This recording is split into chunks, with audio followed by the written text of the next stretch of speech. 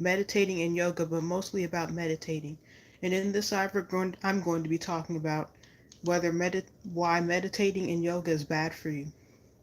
So basically, yoga and meditating is about calming yourself and emptying your mind. And I'm going to be sharing scriptures about how that is not good for you and how that can basically harm others around you. And the first scripture I'm going to be sharing is Matthew chapter 12, verses 43 through 45. And I'm using the New International Version. When an impure spirit comes out of a person, it goes through arid places seeking rest and does not find it. Then it says, I will return to the house I left. When it arrives, it finds the house unoccupied, swept clean, and put in order. Notice when you empty your mind, that's basically you sweeping everything out and putting it in order. And verse 45 says, Then it goes and takes with it 7 other spirits more wicked than itself, and they go in and live there. And the final condition of that person is worse than the first. That is how it will be with the wicked generation.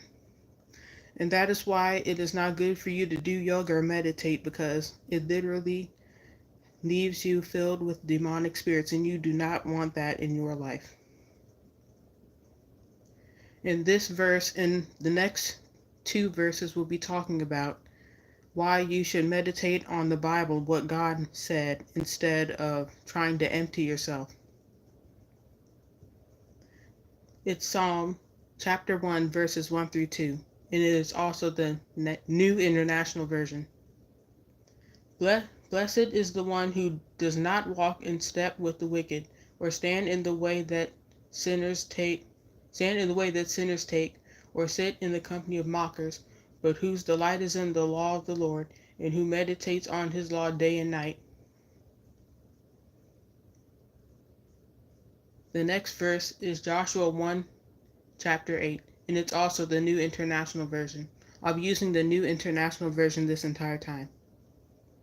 Keep this book of the law always on your lips. Meditate on it day and night, so that you may be careful to do everything written in it.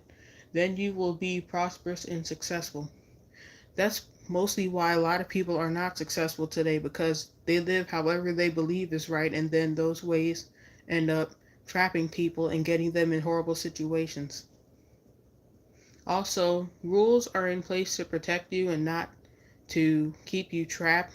Sometimes it feels like rules hurt you, but in the end, they're for your own good. Philippians 4, chapter 4, verses 8 through 10, and still the New International Version. It says, Finally, brothers and sisters, whatever is true, whatever is noble, whatever is right, whatever is pure, whatever is lovely, whatever is admirable, if anything is excellent or praiseworthy, think about such things. Whatever you have learned or received or heard from me or seen in me, put it into practice, and the God of peace will be with you. And also, just in general, you really should be thankful for what God has done and remembering what He has done, because that's extremely helpful. It keeps you from thinking negative and worrying about things. Hello.